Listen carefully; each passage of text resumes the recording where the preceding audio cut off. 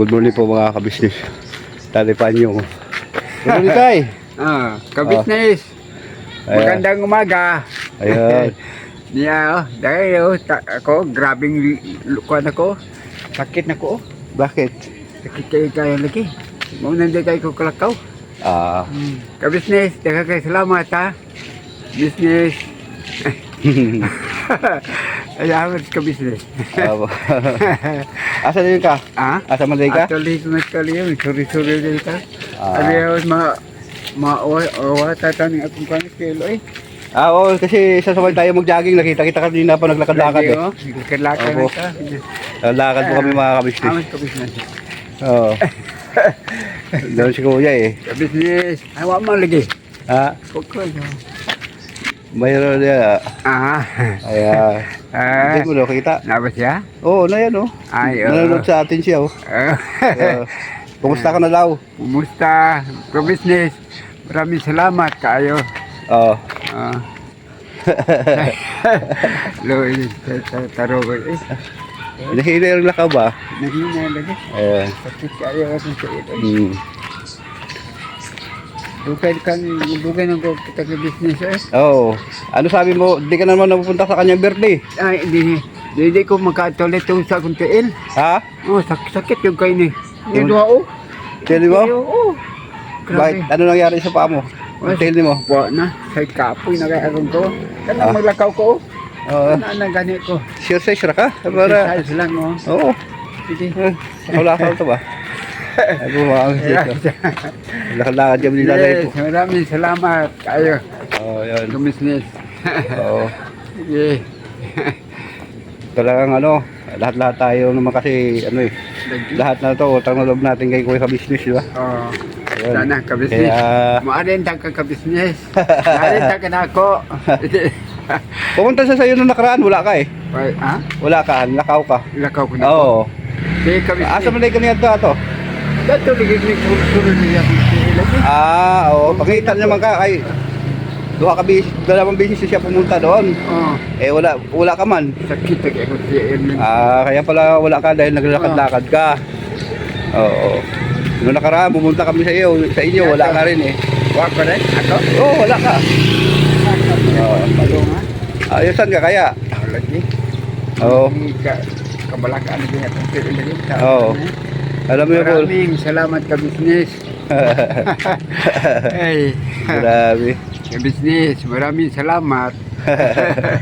Grabe no. Dahil po mga kabisnes, balikan ko po kayo ha. Kaya po no, mga kabisnes, balik tayo.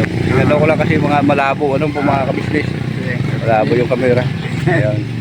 Sorry mo nila yung panyong. Sorry. Oo. Kaya ano, hanapin namin si Tatay Franco. Ano, Bangkalako.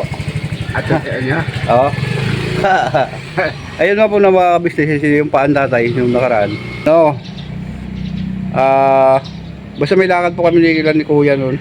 Yung Sabado, hindi ko po alam kung saan kami pumunta na ni Kuya.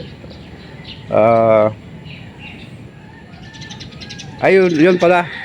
Ayun nga po ng mga kabisnes sa ano pala, doon sa kumuha ng ano, sa mga pag-ayos ng tugtog yung ni Kuya kabisnes.